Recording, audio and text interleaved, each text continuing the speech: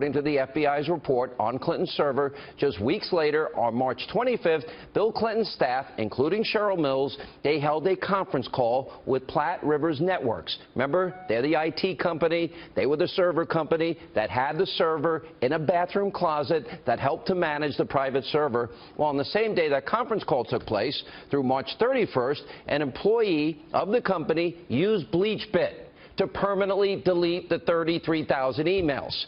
Now, according to the FBI, the Platte Rivers Network employee, he claims he was told to destroy the emails in December of 2014, but he told investigators the reason he waited was because he simply forgot to do it. Now, the timing of all of this is beyond questionable, especially given the fact that on March 9th, 3 weeks before the emails were permanently released, Platte Rivers Network was notified of a congressional order to preserve all of Clinton's records. The employee at the center of all of this admitted to the FBI that he knew of the order, but he did it anyway. Joining us now with reaction, the author of Treason, former Speaker of the House, Fox News contributor Newt Gingrich. You know, Mr. Speaker, I'm a humble talk show host. We met in 1990. I've known you all these years. You've become a dear friend, a close friend, a mentor. I admire you a lot. I know you changed the country. You were one of two successful conservative movements that changed the country for the better. Why is Sean Hannity the only one laying out the case that should be in the front page of the New York Times, the Washington Times, ABC, NBC, CBS, CNN, MSNBC? Why is nobody covering this? Well, we do know part of the answer. They're colluding with the Clinton campaign. Why are they not covering this? Well, I think the dam is starting to break a little bit. You know, they hate the idea of Donald Trump winning. He's an assault on the entire establishment. They are desperate for Hillary to win, and they're trying to carry her to the finish line, no matter how corrupt, how embarrassing, how difficult. But every day it gets heavier and gets harder. As I listened to you go through that list, by the way, I was asking John Hines to check to make sure I was right. There were 43 people in Watergate who were either indicted, tried, or convicted. And I say that because as you watch more and more of this stuff, I don't see how John Podesta is going to stay out of legal trouble. I don't see how Cheryl Mills is going to stay out of legal trouble. Huma Abedin, a lot of those secondary players, the IT guy. I mean, this is not just about Hillary Clinton. This is a large group of people who are being carried into behavior which is illegal. Much of it involves overt criminality. Certainly Doug Band is, I think, at risk of being part of a RICO organized crime trial. So you go down that list. I think there are a lot of people here who are going to get, despite everything that Attorney General Lynch has done to block it, and it's quite clear now that she has been the primary blocking point, and the people she appointed when she was in the Brooklyn office of the U.S. Attorney, as Andy McCarthy has pointed out in a new column coming out tomorrow morning, that she's really at the heart of the effort to protect Hillary Clinton from her own criminal behavior. Why is this so important? In other words, I guess in Watergate, like in this case, the cover-up is worse than the crime, but she put a private email server in play. She knew the rules. She even advised everybody working at the State Department not to do something like this, not to use private devices. She lied about the number of devices she used. She lied about sending or receiving classified information. But even the simple mishandling of classified information is against the law. Destroying information is against the law. Clearly, with the timeline I just laid out, they were trying to obstruct justice and circumvent the law. How did we get to the point where Comey, in July, let her off the hook? Do you think it might be related to the fact that it implicates the president?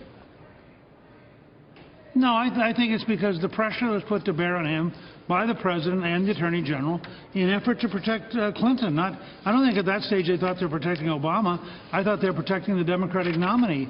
I think in retrospect, Comey now realizes because of the rebellion in his own Federal Bureau of Investigation that he made the wrong decision. It was unsustainable.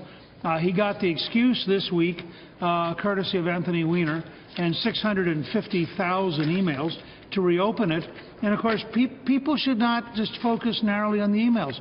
I think the 5 offices that are investigating, and apparently according to the Wall Street Journal, have been investigating the Clinton Foundation for Corruption for a year.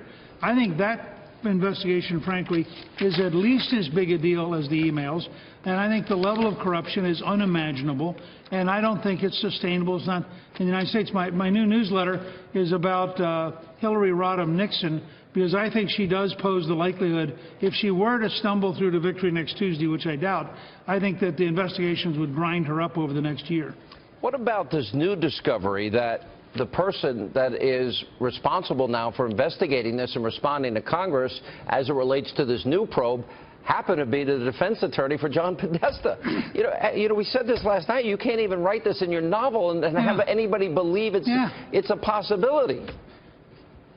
If I put all these pieces into treason, nobody would have thought it was possible. I merely have people who are loyal to ISIS and betrayed the United States government. This is vastly more complicated than anything I wrote.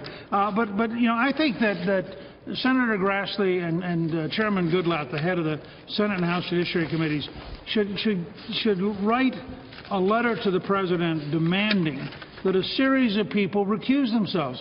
McCabe, whose wife got $675,000 from Hillary Clinton's ally, the governor of Virginia. He has to recuse himself from all this stuff. I think the people in justice who are close to Podesta, they have to recuse themselves from all this stuff. The people who Lynch appointed, as Andy McCarthy points out, in the Brooklyn office of the U.S. Attorney, all of whom are loyalists to Lynch, who is loyal to Clinton. I mean, this is an absurdity. And I think that they have to find a way to get independent people, career professionals, to come in and take this apart. And they have to remember that all of these special deals that none of us understood, that were involved with, not going after the computers, destroying some of the computers by the government, actually now it looks like we're in defense of the corruption at the Clinton Foundation, not in defense of the emails. So there's a lot here that, very much like Watergate, you could start seeing people who are in the Justice Department being subjected to criminal procedures against them for their obstruction of justice. I think it's fair to say there are people. Yeah, you got the Justice Department putting their Podesta's handpicked guy that, quote, kept him out of jail in charge of the investigation. Then we've got a report in Politico. The Justice Department is pushing the FBI to finish the Emailgate probe before the election. How is it possible, remotely possible, to go through 625,000 emails? Now, the only person that seems to be sticking up on the Democratic Party side that hasn't gone full Ken Starr on James Comey is the president, that says he does not believe that James Comey is trying to influence the election. What are your thoughts on that? Is this the big separation time? Well, I mean, first of all, I thought it was a sign that when the number 650,000 emails came out, that the Obama team suddenly went, oops, maybe we've finally gone too far. He has said a couple of other things, by the way, that begin to kind of distance himself from Hillary. Governor Rendell, former Democratic National Committee chairman, has also come out and said the FBI is doing the right thing. Senator McCaskill, who's one of Hillary's strongest defenders, said, the FBI had no choice. They have to look into this stuff. You begin to see breaks in the armor because it's indefensible. But my point here for the audience is broader. I believe there are people in the Justice Department who are guilty of obstruction of justice, as well as people in the Clinton operation. And I think that we may end up with independent counsel. We may end up in a variety of steps. But it's intolerable in the United States of America to have people who are government officials who are this incestuous, this involved, and have this gigantic conflict of interest. And as you point out, when somebody's been the defense attorney, he can't be put in charge of the prosecution. No, you can't. Good point. All right, we're going to